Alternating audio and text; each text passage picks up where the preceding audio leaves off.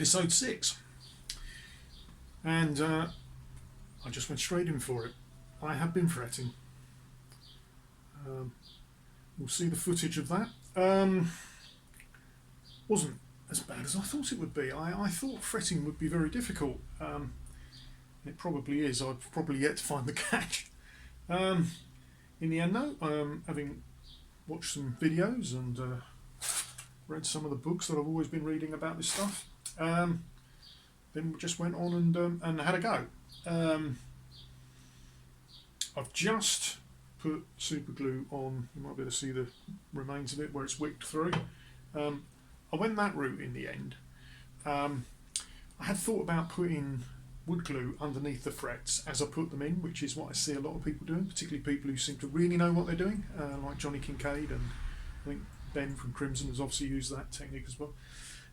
But being I'd never done this before, etc., I thought it might be better to do the glue afterwards, and with the with some liquid super glue, and just let that wick through. Anyway, that's the way I went. You'll see what I did. I used these frets. I bought some Fender frets, just simply because I didn't want to buy a bender and do all of that. So I bought some pre-cut Fender ones, which I thought were as good as any probably. They're quite nice frets from the feel of them, etc. Anyway, Crimson fretting hammer and Crimson fret nippers. I'd never used those before, so I've done them. And then file off the excess, and I was trying to use this, which is a very old Crimson tool, which I bought years ago and I've never really used, to put on the bevel. The bevel isn't equal either side, but hey ho, this is my first ever time of doing this, so I'm reasonably happy I've got frets in regardless. Yeah, then I was just I've done the fret ends with fret end file. I've only really done that just to stop myself cutting myself on them, or at least trying to avoid that as much as possible. It's highly likely I'll do them again when I actually come to setup time, when I do a full level, I expect. But we now have a guitar fretboard that actually looks like a guitar fretboard. Next you'll put some shape on it. Come back and join us for that. I made a neck shaping jig. Okay, it's a bit of 4x2 and I've put some leather on it, which I had from an old handbag that has been lying around, that I've been using for various places where I need to just protect the fretboard. But hey, it's now my neck shaking jig. First task, I'm going to bring down so we get a tapering slope to about 22mm at the first fret. It's not a great deal that needs taking off, but anyway, that's the first plan. And then I'm going to use the faceted method. That's my intention. Having never done this before, yet another one in our many series of firsts in this series. But anyway, see you on the other side.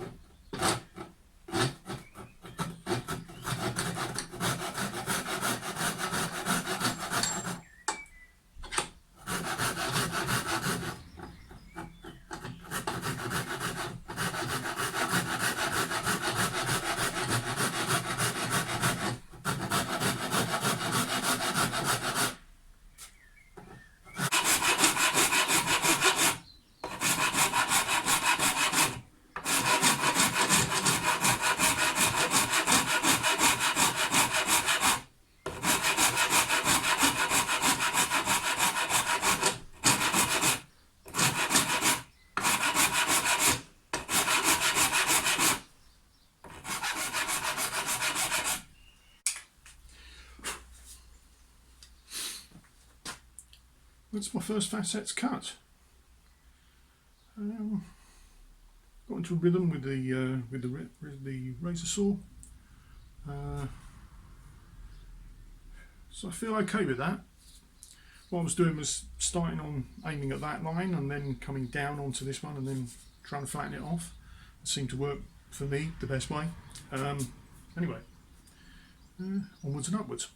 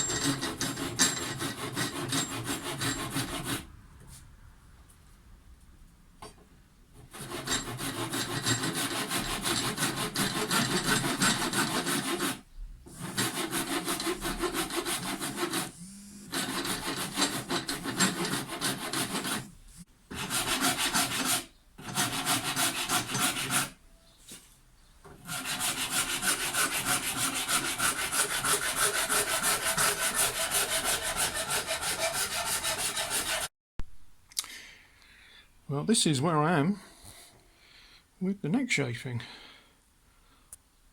I'm actually quite pleased with that. Needs more work, but definitely the facet method, well recommended by me. You know, for me, being a novice at this, it just removes errors, as it were. In that you can focus upon just getting it there, and now I'm down to just using file, and I'll get to sandpaper pretty soon. I was going to have a go at the at shaping the headstock join and down at the body end. I'll get them a bit closer in, I think, now, and then it'll be over to sanding.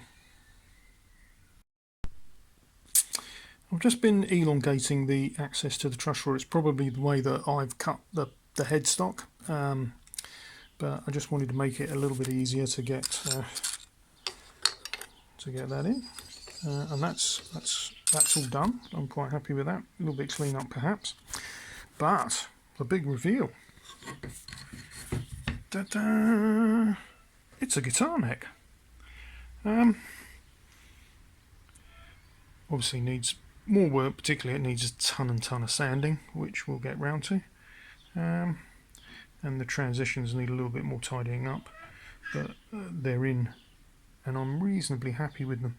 I mean, just holding it as a guitar neck, I could play it. I won't say it's an Ibanez Wizard or anything, it's quite chunky, but it's playable to me. So that's today's work, a shaped guitar neck. I didn't bore you with hours of sanding. I've sanded this down to 320. Anyway, obviously I've done nothing different with the fretboard, which I'd already sanded to 320 before with the radius block before I fretted. But this is the neck, and I'm pretty pleased with that. Hard work, not surprisingly. I did, having looked at it again, cold light of day, there was a couple of spots which needed additional work, especially around the headstock here. So I went at that again, and then essentially just sanding for a few hours.